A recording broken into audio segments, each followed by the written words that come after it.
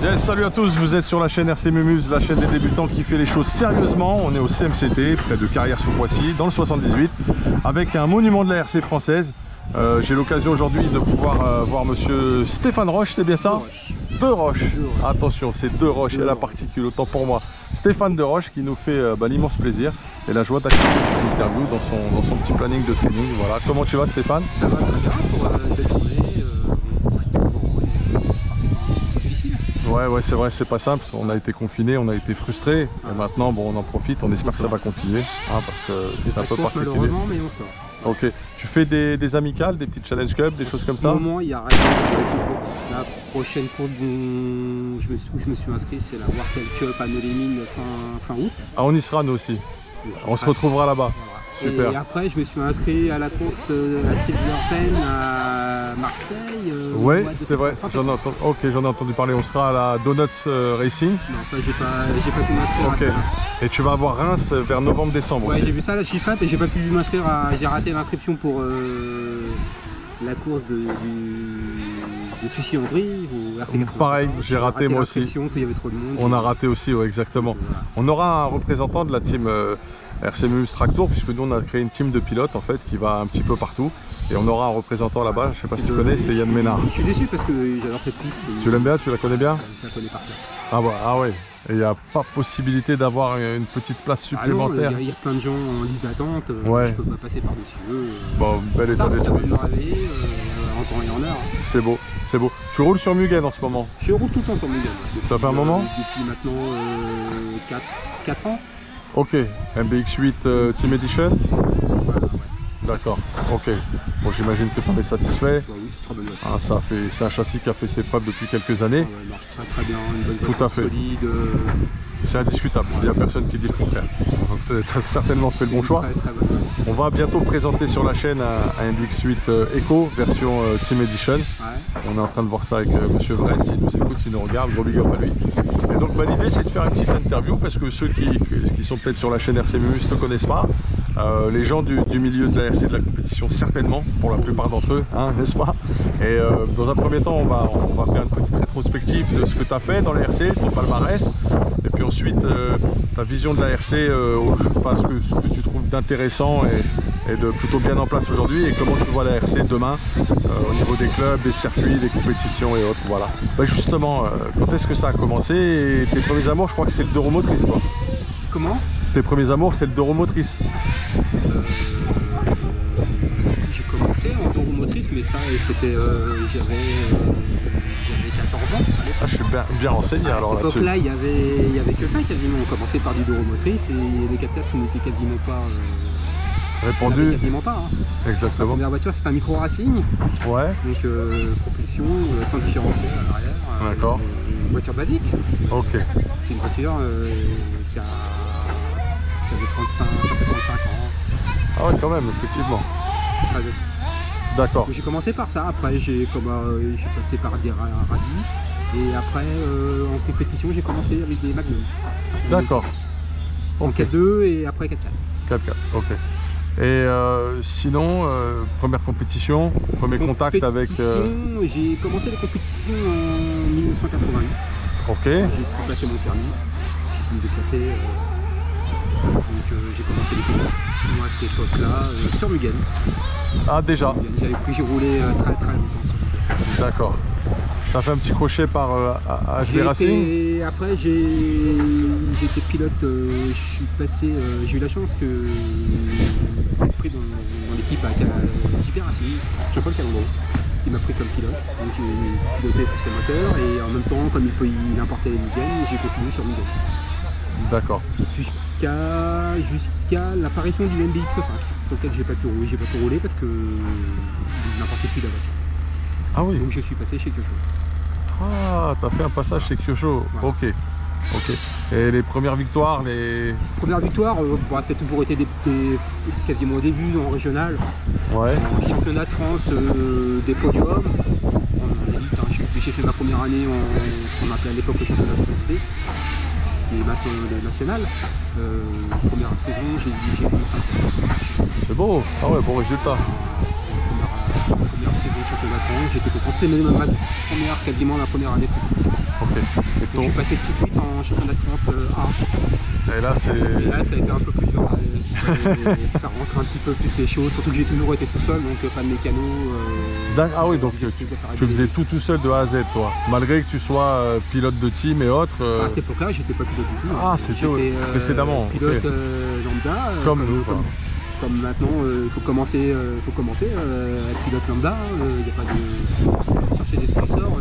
C'est quand on commence à faire du palmarès, des victoires et tout. C'est quand on commence à prétendre avoir des sponsors. Il y en a qui arrivent même sans ça parce que ça se débrouiller, on est pour eux. Donc j'ai beaucoup de championnats de France A. Et bah là, il fallait s'en sortir, c'était compliqué.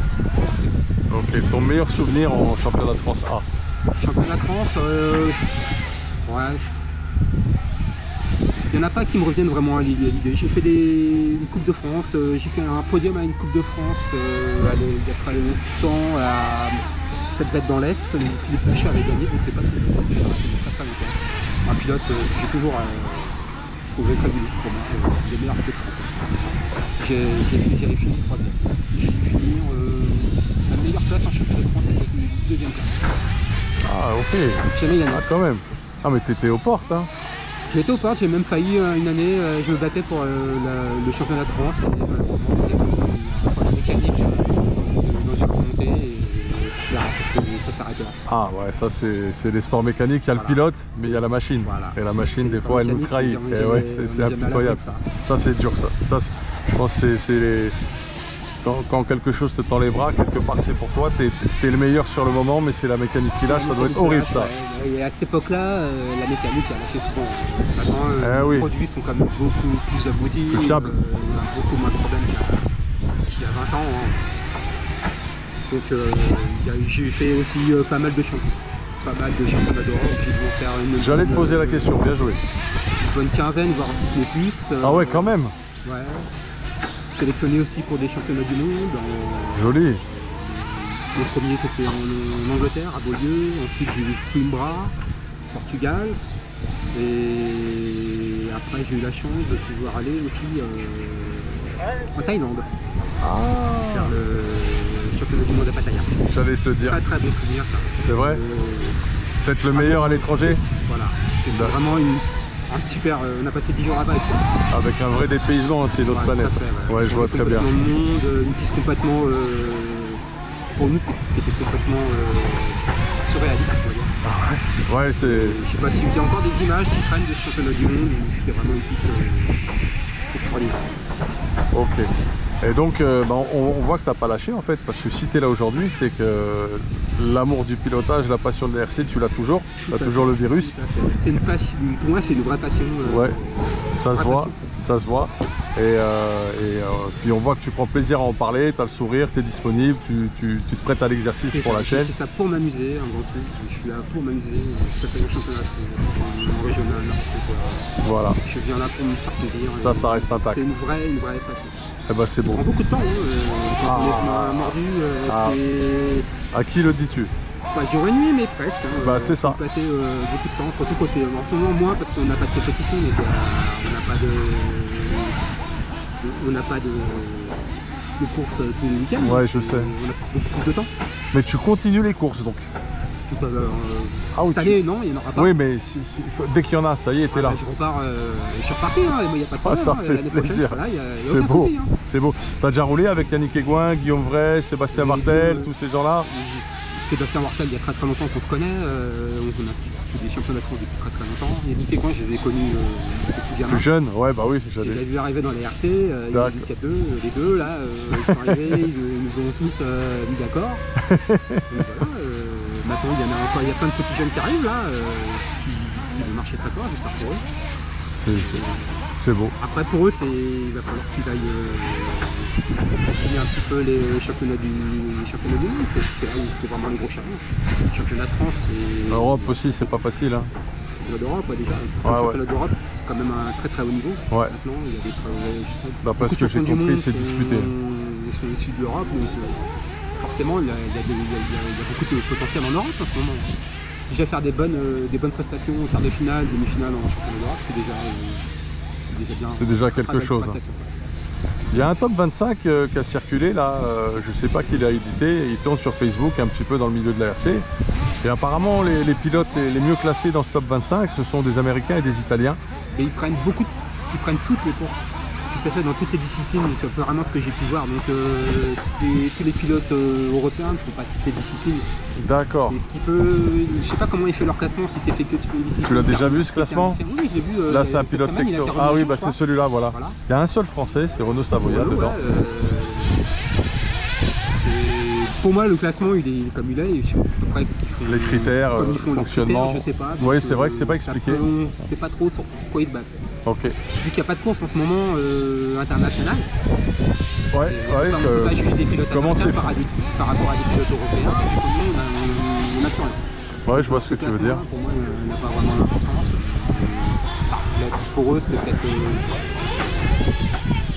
peut-être important. Une sorte de classement ATP, mais on ne connaît pas les curseurs, quoi. Ils prennent des valeurs, ils prennent des courses sur un championnat américain que les Européens ne pratiquent pas. Donc, inversement, hein. Pour moi, c'est un classement qui n'est pas faux, hein, parce que les pilotes qui sont là, ils sont mérités.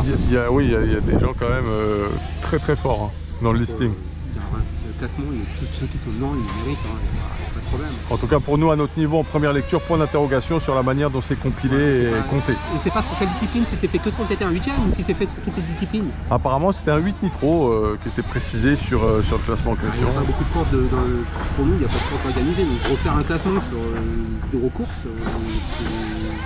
comment on peut faire le... Voilà. Moi, je te pose la question parce que je n'ai pas compris non plus à la lecture du classement. Voilà, c'est pour ça. Ok. D'ailleurs, ça me fait la transition sur... il y a quand même quelque chose qui se passe en Italie. Il y a une façon de former les jeunes, il y a une façon d'aborder le travail en collectif, apparemment, grâce à Padova, qui est un super outil. Voilà. Une piste intérieure, à l'heure actuelle, comme ils ont eux, ça apporte un plus énorme. Forcément. Pratiquer leur piste thermique. Ouais. En indoor. En indoor, c'est très très rare. Quasi impossible ici maintenant en France. Il y a que là-bas où ils peuvent le faire, à part en Europe, quelques événements ponctuels, mais c'est des courses comme la Renault Belgique, qui n'a pas été reconduite mais il y a depuis 2 ans. D'accord. Et ça me fait la transition justement sur ta vision de la RC, comment elle est organisée, comment elle est gérée en France et comment tu la verrais demain pour que quelque part on soit plus représenté à l'échelle européenne et internationale, au premier plan tout du moins. Pour moi, les courses les plus intéressantes à l'heure actuelle pour n'importe quel pilote, surtout pour les pilotes qui font des courses régionales ou amateurs, mais qui font des compétitions mais qui ne veulent pas se lancer un très haut niveau, des courses de marque, des courses de magasins comme il y a beaucoup dans actuelle. Oui, c'est ce qui va se passer. Heureusement qu'il y a les Challenge Cup en ce moment là. Il y a beaucoup de ces courses-là qui marchent énormément, c'est rempli à chaque fois. Ouais. Pour moi, c'est vraiment l'avenir de la RC parce que les gens viennent pour s'amuser. Il y a quasiment rien à... Il y a ceux qui organisent offrent des lots et tout, c'est vraiment très intéressant. Et les courses sont vraiment bien organisées. Ça crée un engouement quoi. Ça apporte quand même, pour un pilote, ça apporte quand même beaucoup d'intérêt. On roule et on s'amuse. On n'est pas là, il n'y a rien à gagner au bout, c'est du prestige qui n'a aucune valeur. Et pour moi, c'est pas l'avenir, mais c'est important pour les pilotes lambda. Ça pour toi, c'est un bon point, il faut que ça continue. Hein. Voilà. Ça continue, ouais. D'ailleurs, on était à la RCF 42. Ouais, là c'est vrai qu'elle se multiplie étant donné qu'il n'y a rien au niveau championnat. Heureusement qu'il y a ces événements parce qu'on voit qu'Adrien Bertin, qui était 2 fois champion du monde sur piste carrément, est venu faire une course en TT. Il l'a gagné d'ailleurs devant les petits jeunes. Donc comme quoi il y a... comment à la RCF à RCF 42. RCF, il est chez lui, il triche. C'est le fief HB Racing. Oui. Il est chez lui. Il connaît bien la piste. Il est à la maison. Mais en tout cas... Il roule toujours Adrien, ça a été un des très très grands pilotes. C'est vrai, en tout cas il a roulé très très fort et franchement il a fait un truc top. Et d'ailleurs, une semaine après, t'as Renaud Savoya qui est parti sur cette piste également s'essayer, mais bon, on l'a pas croisé, il n'est pas venu rencontrer tout le monde, mais il est passé par là-bas, peut-être pour se jauger après sur les chronos ou autres du moment. Bon, en tout cas, il y a eu un bel engouement, il y a eu un beau plateau. Surtout qu'il y a une super piste. Voilà. Un club magnifique. C'était une belle fête. En parallèle justement des courses organisées par des sponsors, des marques ou des magasins, il y a des initiatives privées, il y a des clubs privés qui font les choses très bien, comme Vincent Luquet, parce que c'est un peu son œuvre hein, là-bas, tu vois. Et ça aussi, peut-être les magasins, les gens actifs commercialement dans la RC, qu'ils continuent à organiser des choses et des challenges, puis aussi des initiatives privées comme Vincent le fait. Voilà.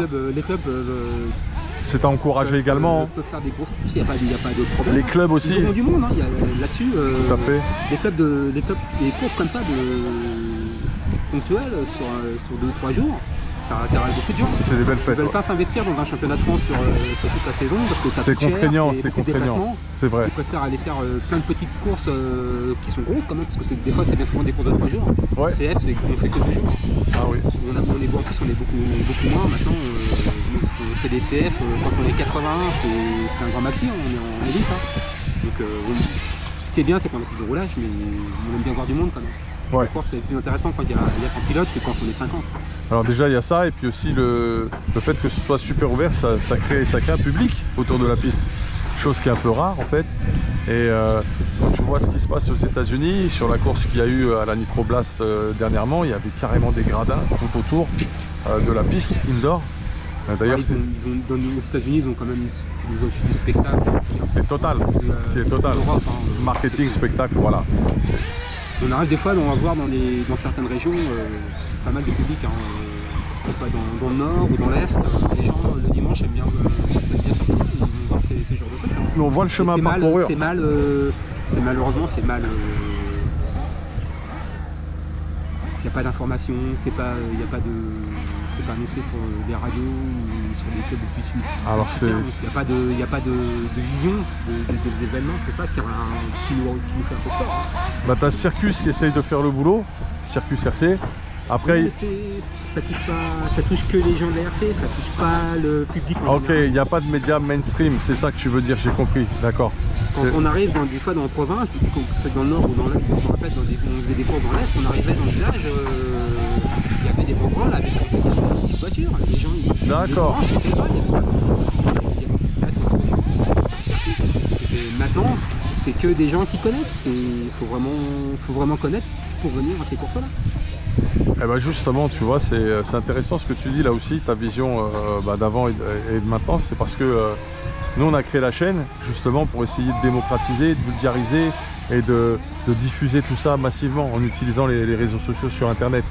On a même créé avec RC Balade, avec Yon RC, avec d'autres amis, on a créé un média qui s'appelle la radio 100% RC. On a Michael Derderian qui est pilote élite qui serait... c'est vrai? Et ben voilà, c'est un ami. Voilà, je le connais très bien. Et il sera très content de voir la vidéo. Voilà Gilles, Gilles. Je connais aussi. On est dû un 5e ensemble, parce que j'ai fait plein de disciplines en plus, alors je connais beaucoup de monde. Et ben voilà. Donc ils font partie de la radio 100% RC, c'est un média qui va reprendre son activité à la rentrée. Et on avait reçu Jérôme Sartel, on avait reçu même Bruno Coelho, oui. Alexander Adberg, tu vois, des très gros pilotes. On avait reçu aussi Yannick Aigouin. On essaye vraiment d'ouvrir les portes, de faire venir tout le monde et de faire connaître tout ce microcosme qui est un peu renfermé sur lui-même, comme tu l'expliques et t'as pas tort. On essaye un petit peu d'ouvrir, pour que demain il y ait plus d'engouement, plus de gens qui s'intéressent à la RC et que ça dynamise les clubs, le marché, les idées d'initiatives de pistes privées, etc. Enfin, que ça tire tout vers le haut, quoi, voilà. Le problème c'est que nous en région parisienne, maintenant les pistes commencent à devenir très très dur à en avoir. Les terrains sont... Quand un club ferme, il n'y en a pas un autre qui ouvre, quoi. C'est impossible de retrouver un terrain derrière. Ouais, ça c'est un problème, ça. Très, très compliqué. Tu penses que c'est à cause du nitro? Le nitro et les terrains valent cher. En région parisienne, c'est très très compliqué d'avoir un terrain. Les municipalités ne veulent pas donner de terrain. Ça ne les intéresse pas. Parce que les RC pour eux c'est négligeable, c'est rien du tout. Le bruit. Ferme à cause de ça. Moi je vois du Ladan, leurs clubs ils sont fermés le dimanche pour les thermiques. Pas Vieille Poste, mais Morpa c'est pareil, ils ont beaucoup des restrictions. C'est fermé le dimanche je crois. On va aller à Morpa justement avec la team, on va y aller. C'est un super beau petit club là. Ouais. Justement, c'est Christophe Boll. Bollard. Ouais, Christophe Bollard, voilà. Un copain. Ah bah, écoute, tu lui fais un petit coucou, du coup, et nous aussi. Voilà, ouais, c'est normal, ça m'étonne pas, ça fait super plaisir. Et bah, la piste d'Ampuy aussi, le fief des Derderian, de Oui, Gilles et de Mika a eu des problèmes. Ils ont failli fermer à cause du thermique, et là, apparemment, ils ont réussi à maintenir et ils vont pouvoir faire du brushless. Donc c'est vrai que c'est une problématique. Le brushless, c'est malheureusement, c'est la forte chance que ça soit l'avenir de l'ARC. Hein. Ouais. On n'a pas le choix. Il y aura des clubs qui sont vraiment perdus dans la campagne comme ici, mais ils ne sont pas à l'abri. Hein. Si un jour le terrain à côté il est vendu pour faire des maisons. C'est vrai ce que tu dis, c'est totalement vrai, totalement vrai. Et pourtant ici, Alain Gorin et toute son équipe, c'est des gens très très motivés. Là, il va y avoir une piste indice sur ma gauche. Les infrastructures vont être encore augmentées et développées. Du coup, chaque fois qu'on vient, on n'est pas venu quasiment depuis un an. Tu vois le poste pour le groupe électrogène en béton qui sont en train de construire. Voilà. Et ils veulent justement développer et accueillir et créer des événements. Ouais. Et bon, là, il y a une belle initiative ici. Et il y a même des projets de création d'écoles de modélisme chez certains. C'est fait dans beaucoup de clubs. Il y a des belles idées. Ça s'est fait dans beaucoup de clubs. Enfin, les clubs sont aidés par des départements. Je me rappelle à l'époque quand le circuit de Brest a ouvert la piste. Il y avait une école, les gamins venaient sur la piste pour faire la formation. Le circuit était capable d'accueillir les gamins pour faire ça. Ok. Et donc bon bah quelque part on a peut-être un problème aussi, on a une fédération qui comprend peut-être pas les besoins d'aujourd'hui et les enjeux de demain et ce qui se passe ailleurs. Si, je pense qu'ils sont à l'écoute, mais ils sont à l'écoute. Ils font au mieux de ce qu'ils peuvent faire. Pour moi, beaucoup critiquent la fédé. Rien n'est parfait, hein. Le monde est comme ça, les courses, il y a toujours à redire. Ils font de leur mieux. En ce moment, c'est pas simple pour tout le monde. Hein. La RC va pas bien, en compétition, ça va très très mal. Hein. Au loisir, je pense que la période qu'on a connue là, depuis quelques mois, là, ça a pas. Ça a été très bénéfique. Ça a été bénéfique au loisir. Oui, les shops ont très bien fonctionné malgré le fait qu'il n'y ait pas de compétition, parce que un shop il a deux types de clientèle. Il a les loisirs et les compétiteurs. Quand il est bien fourni. Le loisir rapporte, c'est ce qui rapporte le plus. Le loisir, c'est pour un magasin, je pense que ça doit être 80% de son, ou 90%. On a vu l'avènement du RTR, des véhicules ready to run, prêts à rouler, tu vois. A contrario avec les véhicules en kit, il faut tout faire de A à Z, il faut un certain savoir-faire sur la mise au point. Il faut un peu connaître, sinon bah, le kit il est flingué, il est inutilisable. Sans parler de l'électronique, alors le thermique je t'en parle pas, c'est une science. La gestion, le rodage, le réglage de ces moteurs. Eh oui, donc c'est un vrai savoir-faire. En fait c'est un jeu savant la RC quelque part. Dans le sens où il y a un knowledge, il y a un grand nombre de connaissances à maîtriser pour commencer à prendre du plaisir. Ça c'est indéniable. Écoute, du coup qu'est-ce qui manquerait en France, c'est que tu verrais d'indispensable à mettre en place pour la RC? Pour moi, ce qui me ferait rêver, ça serait une piste indoor, comme il y a à Reims. À Reims, je suis inscrit à Reims, au club de Reims, ouais. Ils font que d'électrique. D'accord, indoor on puisse faire du thermique, voilà. Avec la ventilation qui va avec, ouais, c'est quasiment un rêve. Peut-être un mécène un jour, un passionné, quelqu'un qui a vraiment les moyens. Ça pas demain, et ben voilà. Qui a payé, qui sait faire ça, c'est le seul moyen. C'est ce qui nous manque en fait. Alors si un mécène voit cette vidéo, entend Stéphane Deroche je serais super content. Et la chaîne RC Mumuse. En région parisienne. Voilà, en région parisienne s'il vous plaît, de préférence pour Stéphane, il le mérite avec tout ce qu'il a fait pour la RC. Pas très loin. Il pourra être consultant, conseiller technique pour ce développement. De plus, Stéphane et de bons conseils. Donc voilà, si quelqu'un voit ce message dans cette bouteille jetée à la mer qu'on est en train de faire. Le de Reims qui est vraiment c'est pas mal déjà. Cette année, le bureau de Reims a changé et ils essayent de remettre un petit peu de dynamisme dans le club. Et je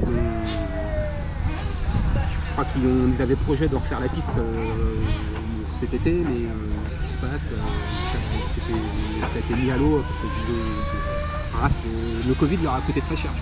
Ouais. J'espère pour eux, qu'ils vont pouvoir continuer parce que Ils avaient beaucoup de compétitions cette année, ils ont besoin des compétitions pour vivre. C'est vrai, j'allais te le dire, ça peut faire mal. Et il y a une course, la course de Gap qui a été annulée dernièrement. Et je crois que Gap, c'était l'initiative d'un monsieur en particulier. Je n'ai pas son nom en tête, mais c'est un peu lui qui avait investi sur ce projet, cette course, il me semble. Et donc là, on a la preuve que c'est vraiment pas facile. Donc c'est déjà pas facile habituellement, mais en plus, dans le contexte actuel, ça crée des zones de danger pour certains clubs et certains circuits. Voilà. Organiser des courses en ce moment, là, c'est compliqué parce qu'on ne sait pas de quoi demain sera fait. Peut se passer dans 15 jours. Donc, exactement. Organiser une course, c'est beau, mais si on ne peut pas la faire, ça fera n'importe. C'est clair, c'est clair. Est-ce qu'il y a quelque chose qui te tient à cœur, que tu voudrais, dont tu voudrais qu'on parle avant la fin de cette petite interview? Non. Je pense que les gens qui veulent faire de la compétition, les jeunes, surtout les jeunes, il y a des gamins à l'heure actuelle qui sont sur le circuit du RC, là, qui marchent vraiment très bien. J'espère qu'ils vont continuer à marcher à côté. Il faut en vouloir, il faut aller faire des courses, progresser. Voilà, ils y arriveront. En particulier, le club, ils ont un petit gamin là, qui va très bien. Et s'il continue comme ça, moi je mets un billet, d'ici peu de temps, il sera champion de France. Ok, tu parles de Sullivan? Non. Un autre? Un autre. Ah, Mathis. Ok, on l'a interviewé. Honnêtement, je l'ai vu depuis l'année dernière, on l'a côtoyé dans les zones régionales là. C'est chaud. C'est un Red Samouraï. Ouais. C'est un Red Samouraï. Ouais. Est-ce que tu connais le petit Noah Ben Mohamed? Tout à fait, ouais, je fais beaucoup de dixièmes d'hier. D'accord. Lui aussi, c'est un très bon. Ah oui, tu sais qu'il a fait 6ème, il était 4ème, il a calé. Il vient de se mettre au nitro 1.8. J'ai vu, il a fait la RCF. Voilà. Ouais. On a toute sa course sur la chaîne. Ouais, lui aussi, c'est un bon gars. Attention aussi, hein. Il y a des petites pépites, c'est vrai. C'est vrai. L'avenir, c'est eux, c'est indéniable. Et après, il fait beaucoup de dixièmes. Le dixième, si tu veux vraiment progresser en dixième, il faut aller faire des courses à l'étranger parce qu'en France, il n'y a pas de grosses courses. Il faut aller faire des championnats d'Europe, Clément, tu connais Clément? Clément Godard? Ouais. Je connais tout le monde. Très très fort aussi. Je fais beaucoup de courses, donc je connais beaucoup de courses. Ok. Il est top aussi. Super état d'esprit. Toujours le dixième, il est très bon, mais maintenant il faut qu'il aille plus loin. C'est l'Europe qui va, voilà. Faire des courses à l'étranger, il en fait déjà, il se donne les moyens d'y arriver. Mais... Il est bien accompagné en plus. Il est bien accompagné, ouais. Avec son papa là, c'est. Ouais, c'est vrai. Il est bien en place. Super. Le mot de la fin? Stéphane, j'espère que cette crise qu'on subit là va s'arrêter parce que ça commence vraiment à être pesant pour tout le monde. Ça pourrit la vie. Hein. Ouais. Pas pour la vie, on fait avec, mais c'est particulier. On va en avoir pour quelques temps et